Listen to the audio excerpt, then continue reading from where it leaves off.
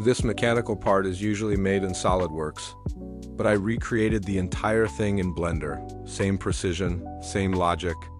The real question is, should Blender even be used for this?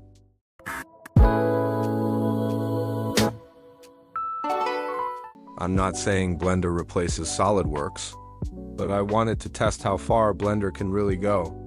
When modeling a real mechanical part, not a concept, not a fake render, a proper solid style model.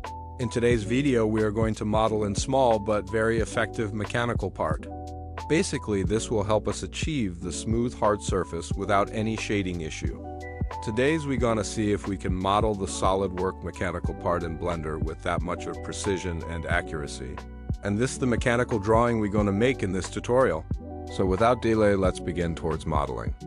First of all, let's adjust the seam property from meter to millimeter, which will give us more control over precision and accuracy for the model. Add the single vert for now. Here, let's reduce the grid size from here, and this is fine, I guess. This single vert will be in reference dimension for our model. How? Let's see. The distance between center cylinder and right side half cylinder is 50 millimeters. So we simply extrude the vertex to 50 millimeters. Again, in left side, extrude 50 millimeters, and top side cylinder dimension is also 50. Basically, we are marking the vertex for the right dimension, so that we can later on design our model in that distance.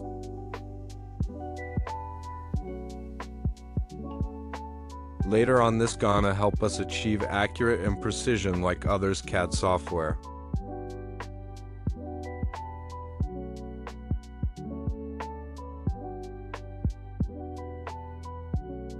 Here now add the circle and adjust its diameter. You can see this will be the main middle cylinder. Change the 3D cursor to this vertex by pressing Shift+S and add the circle here.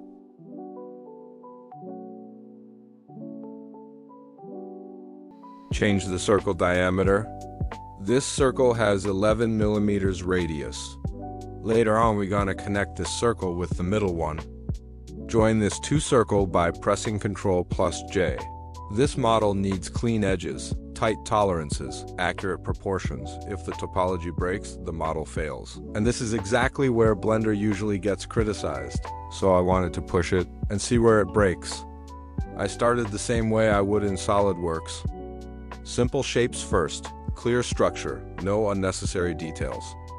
Instead of relying on features, I relied on control, booleans, but clean ones.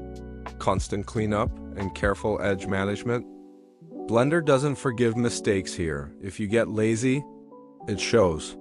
Before we continue, just a small moment. We're slowly building this channel, and we're very close to 200 subscribers now. If you enjoy this kind of mechanical modeling and Blender content, consider subscribing. It genuinely helps the channel grow. And it means a lot. And with that, do enjoy the tutorial.